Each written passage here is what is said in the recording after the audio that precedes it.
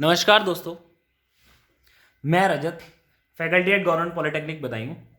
उम्मीद करता हूं आप सभी लोग अपने अपने घरों में सेफ होंगे, स्वस्थ होंगे और सरकार द्वारा दिए गए सभी निर्देशों का पालन कर रहे होंगे और कोरोना से भारत की इस जंग में अपना महत्वपूर्ण योगदान दे रहे होंगे। आज का जो हमारा टॉपिक है, ये टॉपिक रटने वाला नहीं है, ये टॉपिक डिस्कशन करने का टॉपिक है, डिस्कस करने का टॉपिक है।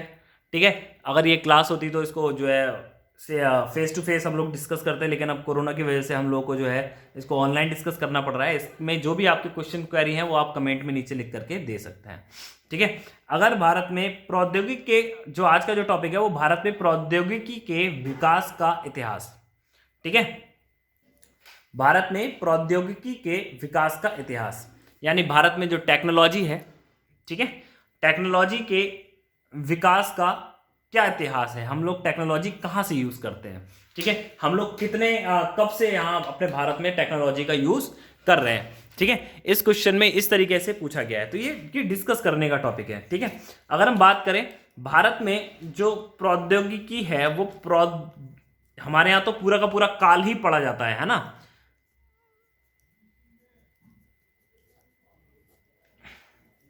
प्रौद्योगिक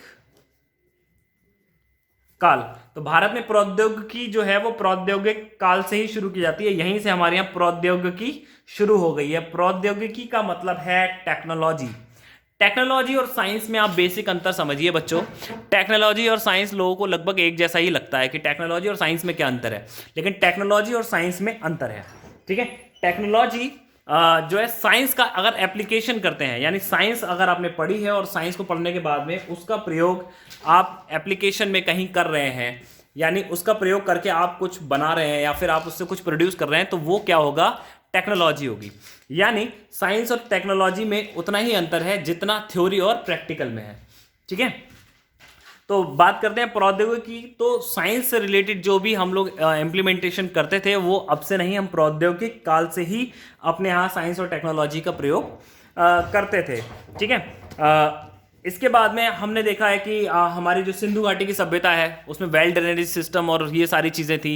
इसके अलावा हम लोगों ने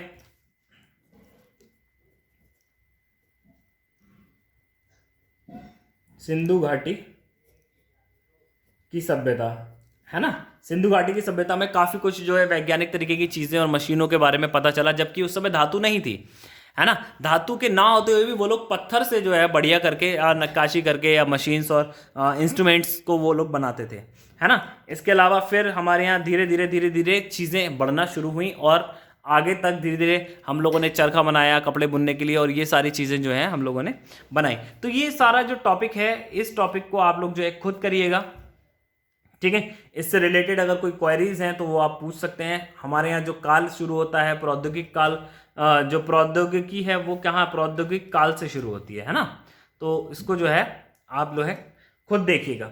ठीक है, और इसके बारे में अगर किसी तरीके की कोई और इन्फॉर्मेशन चाहिए तो आप मुझे टेक्स्ट करिए, मैं आपको लिंक आपको प्रोवाइड करा दूंगा।